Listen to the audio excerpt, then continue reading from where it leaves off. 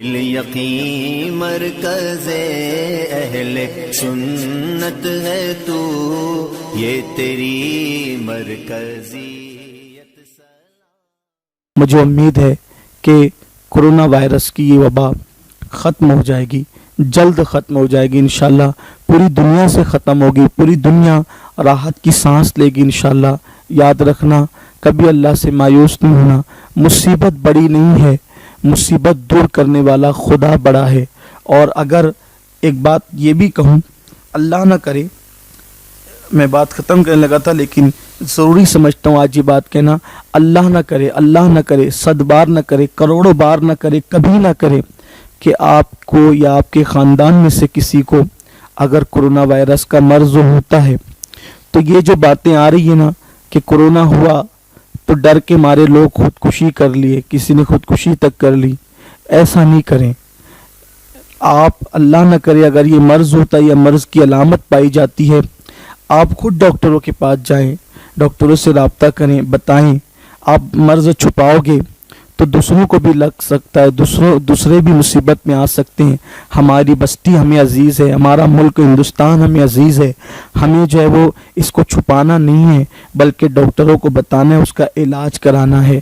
اگر ڈاکٹرز مشورہ دیتے ہیں کہ آپ کے خاندان والوں کو جو ہے وہ کوارنٹائن ہونے کا، تو آپ ان کے مشورے پر عمل کریں، اپنی مرضی نہ چلائیں۔ اور یاد رکھیں، جس نے بیماری دی ہے وہ شفا بھی دے گا۔ یہ جو سننے میں آتا ہے کہ لوگ کرونا کے خوف سے خودکشی کر رہے ہیں، بھاگے پھر رہے ہیں ادھر ادھر، یہ سب نہ کریں۔ دیکھیے قرآن مقدس میں حضرت سیدنا ایوب علیہ السلام کی بیماری کا واقعہ موجود ہے۔ مایوس نہیں ہونا، بیماری آتی ہے، شفا مل جائے گی۔ اگر بیماری آتی ہے، شفا مل جائے گی، اللہ آپ کے گناہ معاف کرے گا۔ بیماری آ کر جائے گی تو آپ کے گناہ معاف ہو جائیں گے اس مصیبت میں۔ اور اللہ نہ کرے، 1000 بار نہ کرے، اگر وبائی بیماری میں کوئی انتقال کر جاتا ہے، مر جاتا ہے نا، تو اللہ تعالیٰ اس کو شہادت کا درجہ عطا فرماتا ہے، بیٹھے بٹھائے بستر پہ اس کو شہادت کا درجہ ملے گا۔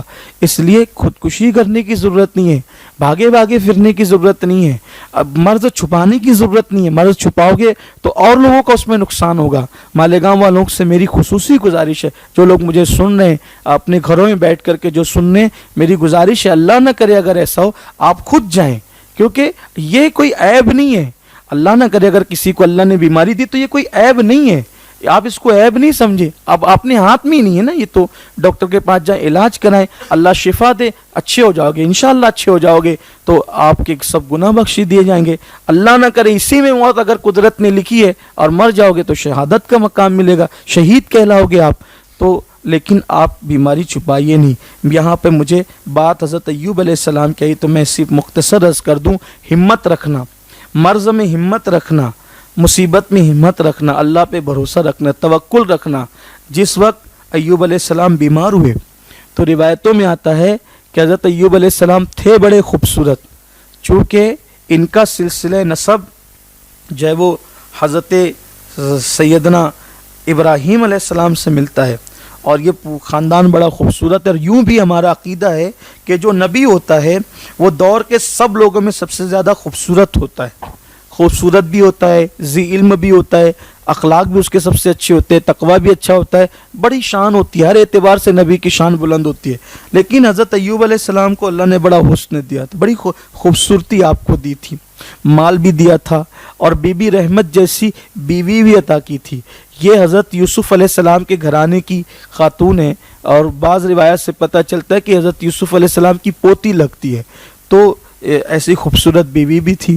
لیکن جب ایوب علیہ السلام بیمار پڑے، جسم میں آبلے پڑ گئے، تو آپ کو نوبت یہ آئی، یہاں تک نوبت آئی کہ ایوب علیہ السلام کو شہر سے باہر جانا پڑا۔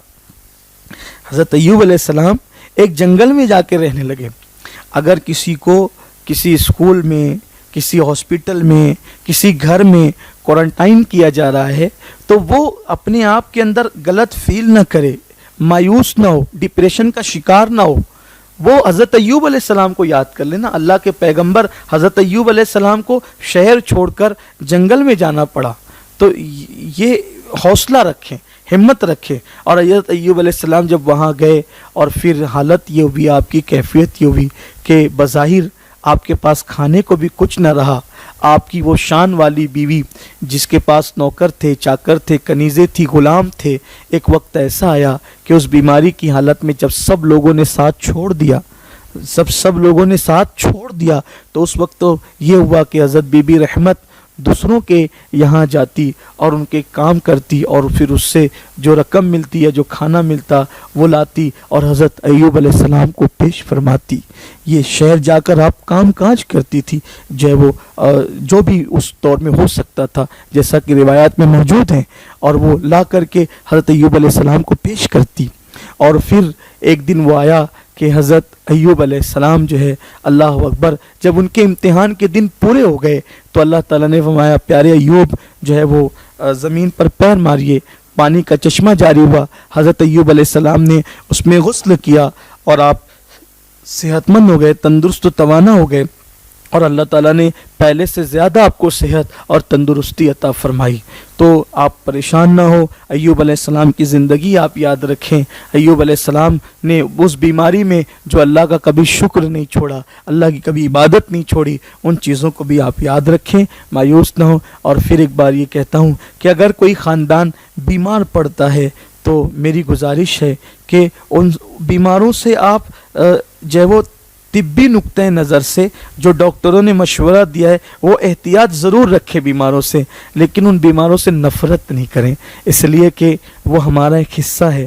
آپ اگر بیماروں سے نفرت کرنے لگ جائیں گے، ان سے ہمدردی کی بجائے اگر آپ ان سے نفرت کرنے لگ جائیں گے، اللہ نہ کرے کل آپ بیمار پڑیں گے اور لوگ آپ کے ساتھ یہ سلوک کریں گے تو آپ پر کیا گزرے گی۔ اس لیے جو ڈاکٹر مشورہ دے رہے ہیں دور رہنے کا، جو کچھ بھی وہ آپ اس کو فالو کیجئے، لیکن ان سے نفرت مت کیجئے۔ کہیں ایسا نہ ہو کہ وہ نفرت کی وجہ سے احساس سے کمتری کا شکار کر کے کوئی غلط قدم اٹھائیں۔ اللہ تعالیٰ سے دعا کرتا ہوں کہ اللہ تعالیٰ ہم سب پر کرم کی نظر فرمائیں، تمام عالم اسلام کو اللہ تبارک و تعالیٰ جو ہے وہ اس وبائی بیماری سے محفوظ رکھے، ہمارے ملک ہندوستان کی اللہ تعالیٰ حفاظت فرمائیں، اور پوری دنیا سے اس وبا کا اللہ خاتمہ فرمائیں، اور اللہ تعالیٰ جلد سے جلد جو ہے وہ پورے ملک سے اس وبا کو دور کرے۔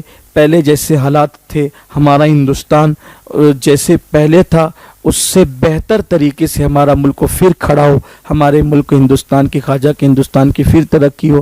اللہ تعالیٰ آسانیاں پیدا فرمائے۔ گفتگو کے درمیان اگر کوئی غلطی لغزش ہو گئی ہو تو اللہ تعالیٰ معاف فرمائے۔